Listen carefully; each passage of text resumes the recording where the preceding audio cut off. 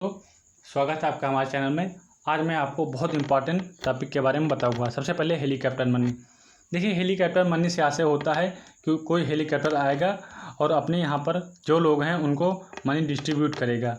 तो helicopter money एक प्रकार का अनकन्वेंशनल मॉनेटरी पॉलिसी टूल्स है, जिसके तहत अगर किसी भी कंट्री की अर्थव्यवस्था बहुत ही लचर हालत में पहुँच गई हो तो उसको वापस ट्रैक पर आने का प्रयास किया जाता है हेलीकॉप्टर मनी के द्वारा।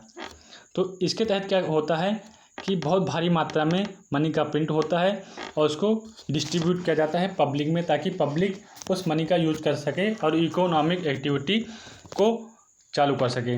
अमेरिकन इकोनॉमिस्ट जिनका नाम मिल्टन फ्रीडमैन था, इन्होंने टर्म दिया था हेलीकॉप्टर मनी। ओके, इसके तहत सेंट्रल बैंक डायरेक्टली इंक्रीज करती है मनी सप्लाई को गवर्नमेंट के द्वारा, और गवर्नमेंट उस मनी को डिस्ट्रीब्यूट करता है अपने पॉपुलेशन में, ताकि इकोनॉमिक एक्टिविटी बूस्ट किया जा सके और जो अर्थव्यवस्था इन्फ्लेशन में नहीं है उसको इन्फ्लेशन में लाया जा सके। ओके, तो क्या ये हमारे देश पर कारगर साबित होगी? क्या ये हेलीकॉप्टर मनी इंडिया इकोनॉमी को फिर से ट्रैक पर लाने का प्रयास सफल बना सकेगी? इसका आंसर है हाँ। एग्जाम्पल से मैं बता रहा हूँ आपको। देखिए, मान लीजिए कोई इंडस्ट्री है पार्ले बिस्कुट बनाने वाली, और कोई पर्सन ए है। इस पर्सन के पास 1 रुपये हैं और ये पार्ले बिस्कुट कंपनी जो पार्ले बिस्कुट बनाती है इसके पास 2 रुपये वाला पार्ले है। तो ये पर्सन जाएगा कंपनी के पास और बोलेगा मुझे एक पार्ले बिस्कुट दे दीजिए। तो कंपनी बोलेगी आप मुझे 2 रुपये दीजिए, लेकिन इस पर्सन के पास 1 ही रुपये हैं। तो इससे क्या होगा, उस कंपनी को 1 ही रुपये में अपना 2 रुपये वाला प्रोडक्ट बेचना पड़ेगा। इससे आपकी इकोनॉमी बहुत ही भारी मात्रा में इम्पैक्ट होगी। क्यों? क्योंकि अगर वो 2 रुपये का प्रोडक्ट 1 रुपये में बेचेगा तो जो पर्सन उसके यहाँ काम कर रहे हैं उसका भी सैलरी इसके तहत कट कर दी जाएगी। कहेगा कि हमारे पास उतना पैसा नहीं है कि मैं आपको सैलरी दे सकूँ। तो इसके तहत हेलीकॉप्टर मनी बहुत ही यूजफुल होने वाली है।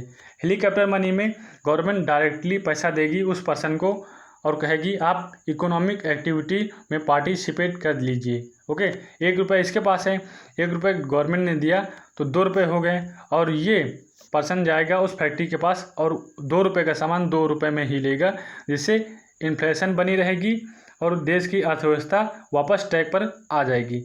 आशा करता हूँ आपको समझ में आया होगा। चलिए बढ़ते हैं आगे। अगला है प्लाज्मा थेरेपी के बारे में। देखिए, इसको टेक्निकली कन्वल्सेंट प्लाज्मा थेरेपी के नाम से जानते हैं। ये थेरेपी करती क्या है? ये किसी पर्सन की इम्यून सिस्टम को स्ट्रेंथन करती है।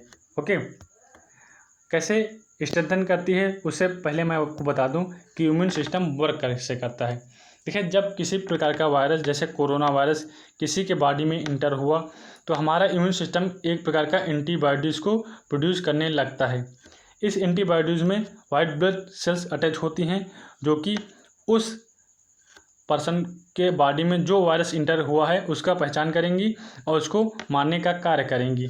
अगर आपने हमारे कोरोना वायरस का स्पेशल वीडियो ना देखा हो तो उसकी लिंक वीडियो के नीचे डिस्क्रिप्शन बॉक्स में दी हुई है। वहाँ पर मैंने आपको बताया है कि 14 दिन के अंदर हमारे बॉडी में क्या होता है जब कोरोना वायरस इंटर कर जाता है। बहुत ही अच्छी वीडियो है। चलिए बढ़ते हैं आगे। तो आपको बता दूं एंटीबॉडीज़ क्या होती हैं। ओके, एक प्रकार की प्रोटीन होती हैं जिनका सिक्रीशन होता है इम्यून सेल से।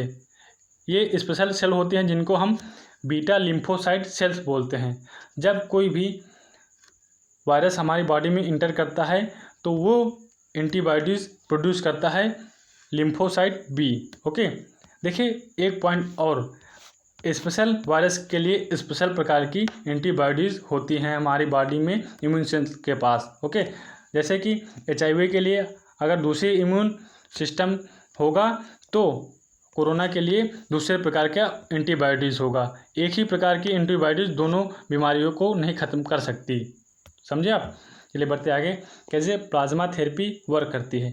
तो देखिए, जो पर्सन कोरोना वायरस से इफेक्ट हुआ है और वो ठीक होकर घर चला गया है तो उससे ब्लड ले लिया जाएगा और उस ब्लड से प्लाज्मा निकाल लिया जाएगा।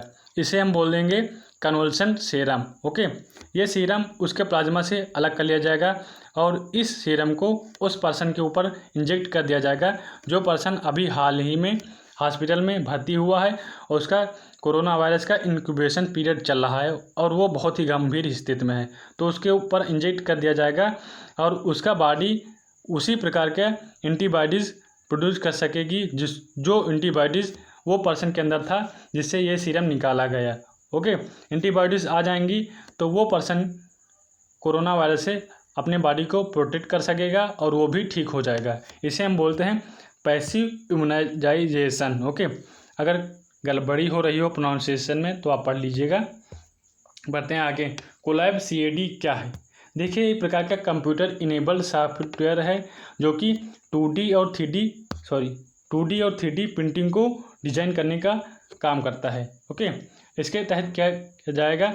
देखिए, बहुत ही छात्र अभी अपने घर पर हैं तो उनके पास बहुत सारे आइडिया हैं लेकिन वो अपने आइडिया शेयर नहीं कर सकते, वो अपनी पढ़ाई जारी नहीं कर सकते। ओके, इसके तहत अटल टिंकरिंग लैब के तहत उन पर्सन को जोड़ा जाएगा कोलैब CAD के तहत ताकि वो अपनी क्रिएटिविटी इमेजिनेशन को सबके सामने दिखा सकें। यही कोलैब CAD का कार्य है। तो ये आपके प्रीलिम्स में पूछा जा सकता है, तो आप प्लीज़ इसको लिख लीजिएगा। तो आज की वीडियो हम यहीं पर समाप्त करते हैं। कैसा लगा आपको हमारा आज का लेक्चर? पसंद आया हो तो प्लीज़ लाइक कर देना और कमेंट करके ज़रूर बताना कि मैंने जो चीज़ समझाई है आपकी समझ में आई है या फिर नहीं। Thank you very much.